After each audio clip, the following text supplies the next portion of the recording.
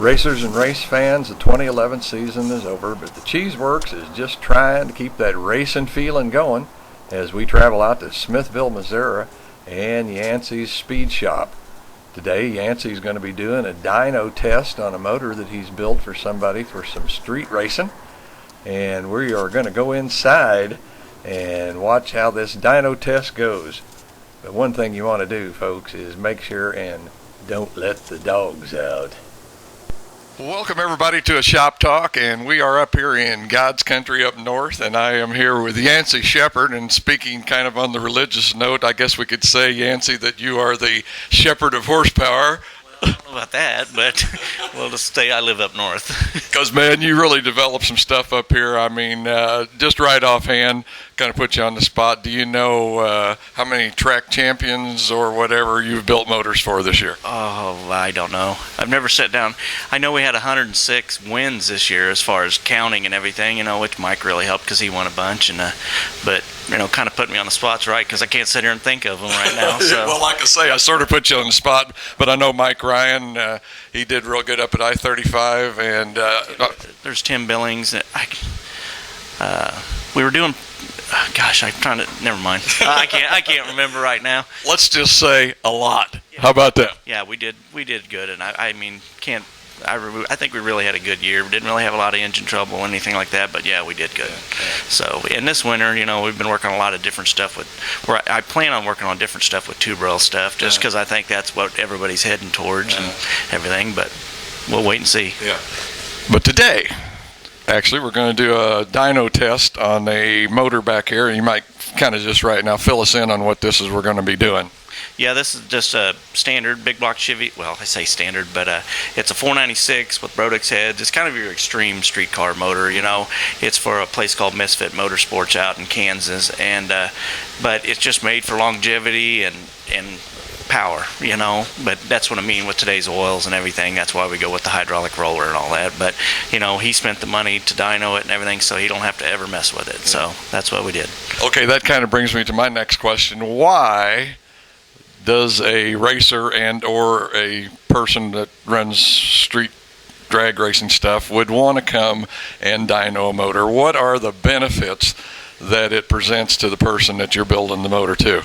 Well, my theory is a dyno on a motor just extends the life of a motor because, it ain't fighting itself or hurting. And really, to be honest with you, it's the cheapest horsepower you can find, because if we spend a half a day on it and pick up 30 or 40 horsepower, well, most of the time you can't feel it in the seat, but yet it extends the life of the motor, and, you get the cheapest horsepower for $500 you can find after you're already making X amount of horsepower, But, you get so many people that go out and try to dyno motor, but most of the time we just dyno motors for flat tappet reasons and today's oils and all that stuff, just so when we know it goes out the door, it's done, it's broke in, there ain't no issues with camshaft, just go out and floor it, So, let her rip. Yep, exactly.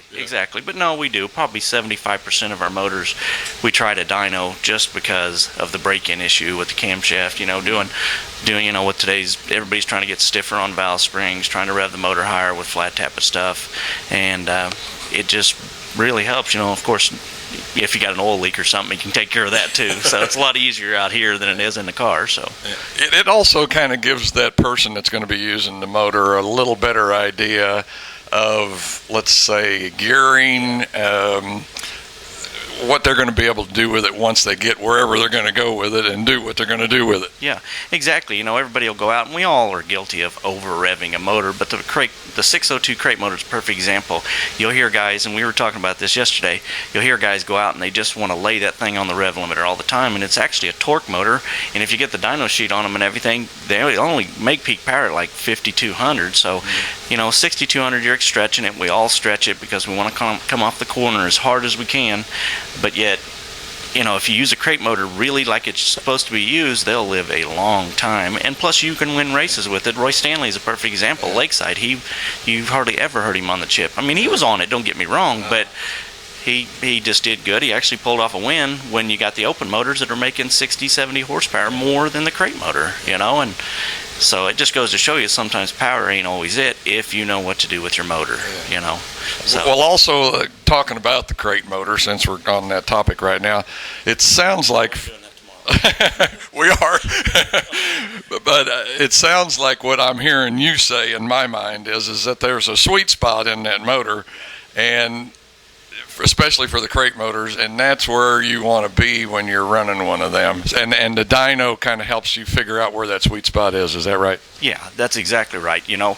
I believe the ultimate motor, like we talked yesterday, some people want to race numbers and they want to have the biggest number on the top of the page, where I'd rather have 50 horse less and have it all the way through the power curve, and that'll be an easier motor to race, and that's the motor that's going to win, because if you can put that all to the ground all the way around the racetrack, then you will win races, and it's going to live longer. So it's amazing how much of this transfers over to RC racing. Because basically we run into that a lot the same way racing RC cars, is that it seems like the guys want the fastest, highest revving motor, and then when they do have it, kind of like we've talked about yesterday, then you've got, like you said, like a two-stroke motor. Riding dirt bikes, you got kind of a controllable speed, and then all of a sudden it's whammy, look out. Yeah, and at that point, you're just done. Perfect example is me and Jordan Grabowski's been great friends forever, and that kid finally figured out what camshaft he likes, and he stays with it because he knows when that camshaft comes on, when it goes off. It don't matter if we use a 3 3/4 stroke or 3.5 inch stroke. We use that same camshaft, and he knows where it accelerates, what gear he needs. That's probably why he's a national champion right now in IMCA. So, he spent a lot of time on the dyno. I helped him out in the past and stuff. A lot of good racers will understand what that means, and just because a guy parked next to him makes 50 more horsepower and they outrun him, it's because they know a lot more about their engine and their car, of when it can come on and when it can't. So. Okay, answer me this. If you wanted to have, let's say you rebuild a motor, what would be the difference between not dynoing and you dynoing the motor in cost? Well, if I do a motor myself, most times I'll just do it for a couple $100 or for free, just to know that it's done right and everything. And I ain't necessarily, a lot of people think I'm just hiding the money in there, but I don't, because it's peace of mind for both of us. Like the crate motors, when I redo the 602s, it's $2,000 to rebuild it, but that's completely rebuilt, that's dyno tuned, that's everything involved with it. So it saves me a lot of phone calls in the springtime of people calling, hey, it's doing this, hey, it's doing that. And even on the bigger motors, you want to dyno it because, heaven forbid, Lakeside, we all need more power, that big old place. But, at Lakeside, you can tell, like me, because the Grand Nationals are kind of my baby. I always like the Grand Nationals, because they're kind of a challenge with that motor. And my motors did really well out there, but you can see the guys that's probably got more power up high, but they don't have it down low, and they might be a little faster at the end straightaway, but there'll be a guy that just out accelerate him. Well, that means a lot, I can get mine to make another 30 horse, but if it's dead on the bottom, it's worthless. I believe, but that's just opinions. Opinions don't really matter half the time. So, Well, like you say though, when that motor goes out the door, you've got that knowing that you've checked it, and on the dyno it shows that it's healthy and it's ready to go. And when it goes out, then you're satisfied with peace of mind. Exactly. Everybody's happy. You walk out the door, he gets to see, what he's got, this and that. He knows it's broke in. There's no worries about calling me in the springtime and all that other stuff. But, at least they get to know what they got. Everything's fine. Everything's in it, and they're done. Okay, exactly what is this going to show us today? I know it's going to show us horsepower and torque, but what else are we going to learn from the dyno test? Well, being this is a streetcar motor, there's so much junk pump gas out there. That's what it basically is. We'll try it probably on 110 and then make sure everything's broke in, and then we got a number of what we know we're going to have in case the thing tries to detonate or something silly. But then we'll put pump gas in it, and it'll actually make more horsepower on pump gas because the oxygen and the way it burns, because it's a quicker burn of fuel. But anyway, it'll turn around, and today, we'll just basically make it efficient and try to make the fuel curve as smooth as we can, so that way when the customer's in the car, he ain't in there trying to keep it running and carrying on, and when he hits the gas, there's no hiccups, no stumbles, nothing to it. So it's basically all he's got to do is plug in the distributor and put water in it. So man, that almost sounds like what you'd call a turnkey, but pretty much the same thing. Turnkey without the car. But other than that, I just recommend dynoing so much. That's why I bought this a long time ago, was actually for street rod guys, because they'd build $100,000-$200,000 car, and you build them a motor. Well, they sure as heck don't want to see no oil leak. So Talents and them down there, I just decided I wanted one, and that's why I moved out of Gladstone anyway a long time ago. But we get so many motors too that we do for street rods that we don't care about the horsepower. They just want to know that it's broke in, and they can put it in their high dollar street rod and have no issues. So that's what helps. Let me ask you this. Have you had many people that are wanting to try the E85? Now, I understand it has a pretty high octane, correct? Now, have you had any people that wanted to try to use that in a racing application? Oh, yeah, but the bad thing is that so many people dispute it. You get certain racetracks that just won't let you run and everything. I'm all for the E85 for how clean it burns, and it can get. There used to be a place in Smithville I could get it and try it, but E85, I have nothing against the E85. I mean, I recommend it to everybody, but it's just there's certain places you can't go with it, and I don't know why. I don't know if it's the marketing; they don't get to make any money off of it, and I'm just saying that. Not mean, but I don't know if it's because they don't get a kickback off of it like they do from Sunoco and VP. That's what makes the world go round. So it's true. But just like that, if I'm sponsored by VP, well, I'm sure as heck going to use VP fuel, and push it to my customers. But I think that's part of it. I'd be honest with you, I don't know why they don't put everybody on it, because you can make decent horsepower. It's inexpensive, it's relatively available, it's getting harder to find, but you can't find it, it's no big deal. But no, I would recommend that stuff to everybody.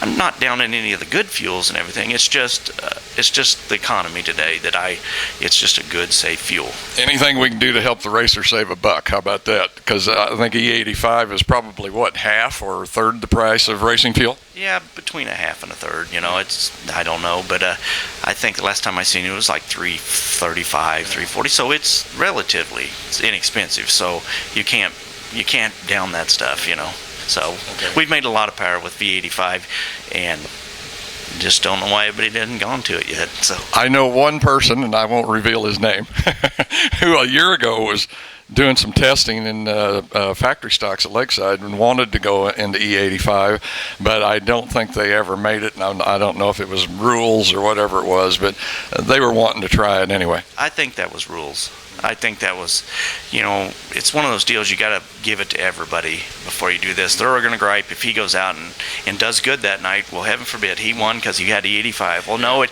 can't be that he had a fast race car and that he was a good driver and all that. They want to blame it on the fuel, So I just think I probably need to just try to push it, or maybe talk to JD for Lakeside, just because it's inexpensive, and say, hey, let's dyno it, and tell a guy, hey, if you want to run 85, you got to do this and this, just to make it still comparable. But it's something that just got to be discussed. It's another one of those things in racing that is just sometimes, like you say, not discussed enough, I think, between, I don't know whether to say track owners, promoters, race directors, or whatever, and the racers, given a chance for them to, like I say, save a buck. And there again, from what you're saying, sounds like it might increase the horsepower in the cars. It does increase horsepower. There's no doubt about it. It uses a little more fuel, but it's cheaper than, in the long run. But the thing is, you take an E85 motor apart, it almost looks like it's kind of burning on propane, because like the top, it's just a real clean burning fuel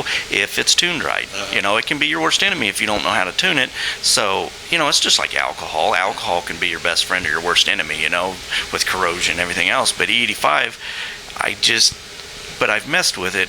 The average person, is going to take it out and try it on the street. He's going to have trouble doing it. But if you're actually dynoing, or have someone that knows how to change it over to 85, there's no problem with it. I don't foresee no problems with it. But that's like I say, opinion. So okay. Well, folks, I don't know about you, but I'm looking forward. This is going to be my first dyno test that I've actually eyewitnessed. So. Yancy, I appreciate you letting us come up here in Smithville to your shop here. And like I say, I'm looking forward to it. You can watch gauges and all that stuff in there. So let's get to it, man. Okay, here we go. Cheeseworks is here. They watched us do a couple dyno sessions and stuff, and they were wanting me to kind of explain how a dyno actually works, just in layman's terms, I guess you could say. But basically, it's just like a boat motor in some aspects. You got an input shaft, and this one's called a floating head dyno, whereas it floats. It's supposed to the whole thing kind of floats around because it loads. It puts resistance with water through this back absorber, and then lets water exit through the bottom, and it's always making a continuous circulation. And when you load the motor and actually start to take off, there's a little bone, and if you can picture it, it's right back here. You probably can't see it, but there's a little bone that it pulls against, and that's how it actually reads. But there's always water flowing to fight resistance, to keep the motor at whatever particular RPM you want to take it to. So it's really, sitting here showing you, it's pretty basic concept, but yet it's really complex to make it do what it's got to do. So it's like anything else, there's more to it than what it looks like. So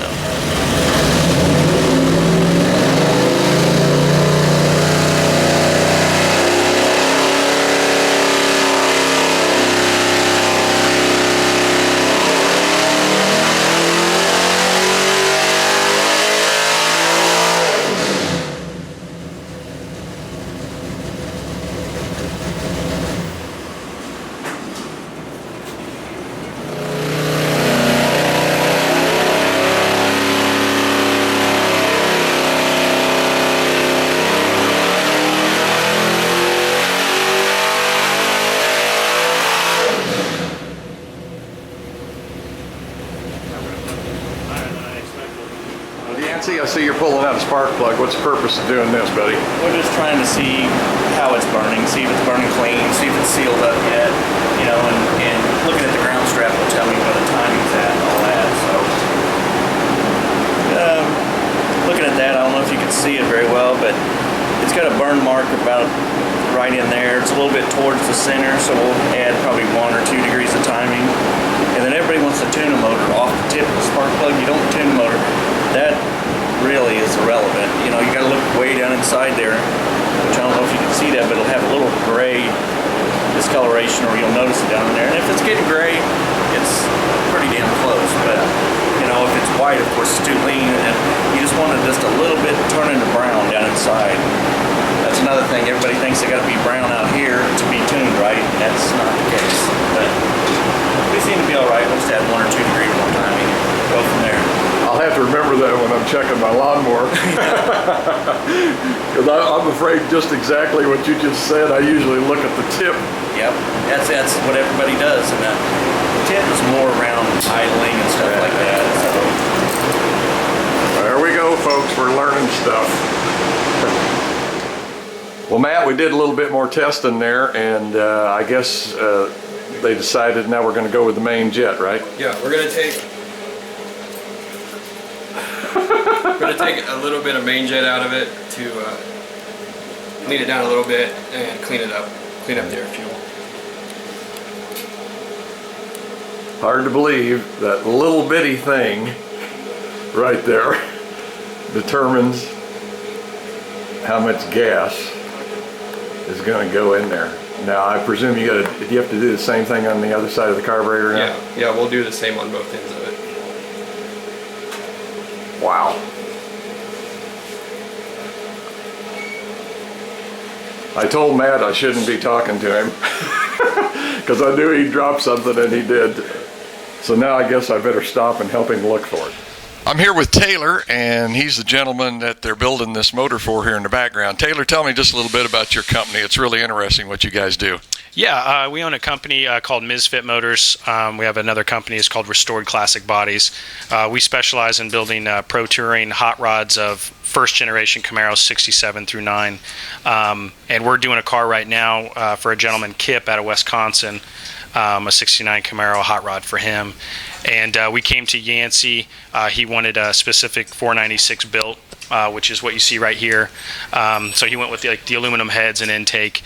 And the goal, he wanted somewhere around 650 horsepower, and we put it on the dyno a few times and ran it, and we're right at that number, which is real cool. Yeah, I was going to say, it must be nice to especially have somebody right here in town that you can go to. First off, how did you first learn about Yancy over here in God's country, as we call it over north? Right. Yeah. Actually, our parts supplier, who we our distributor of all of our sheet metal that we use. His name's Brad Stewart, a really great guy, Classic Parts of America in North Kansas City. He actually turned us on to Yancy. He's used Yancy a bunch, and we had heard, that he did a bunch of racing engines and stuff. So we had Yancy build this 496 and a 396 as well for one of our stock restoration 69 Camaros we're doing.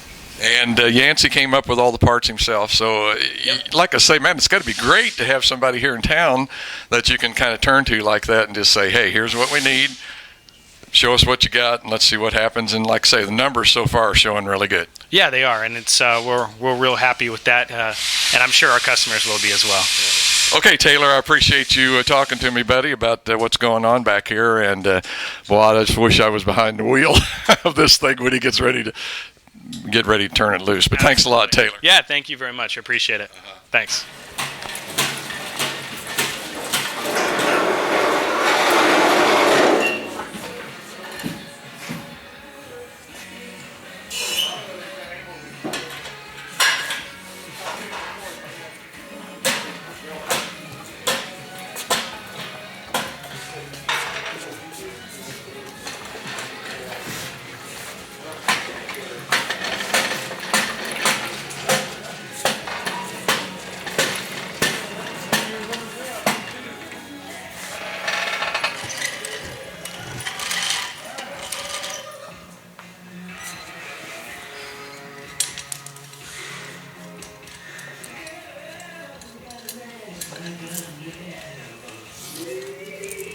Here's the water pump.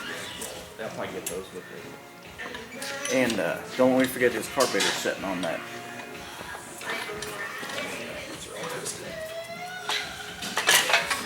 Go ahead and try and put your end in there first.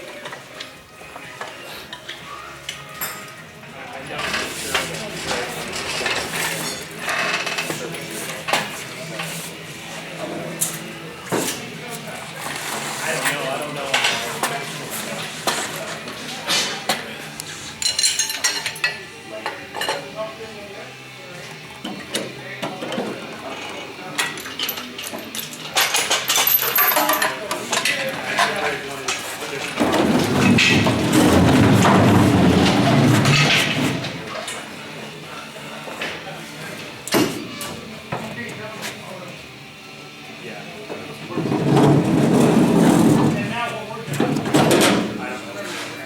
That's why I just bought a set of chrome ones, and that way nobody's got a lot of money in it.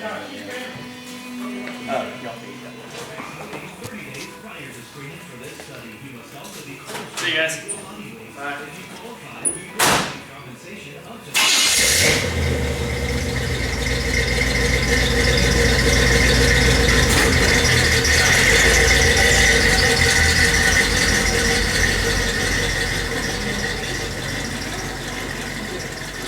Another satisfied customer. I thought I was looking pretty suave and debonair, all dressed up in my best racing black. I saw a girl wearing real tight cut-off denim. She was alone and looked like she might like a date. I gave her my best body language with my favorite pickup line. She shook her head and then she said, let's get something straight. Girls like fast cars too, so excuse me